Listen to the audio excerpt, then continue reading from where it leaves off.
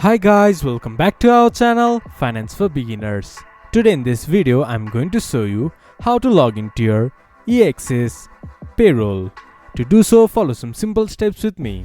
First of all, open your browser, then go to your default search engine.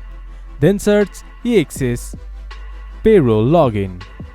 Scroll down a little bit, there you can see Access Sign In.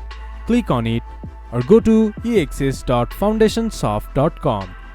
It will then take you to the login portal of Access. There, enter your username and your password.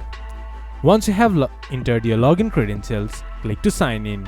Then you should be able to access your Access Payroll.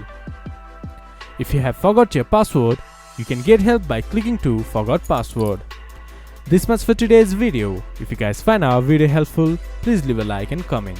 And do not forget to subscribe our channel and hit the bell icon. I'll see you guys again in our next video. Thank you for watching.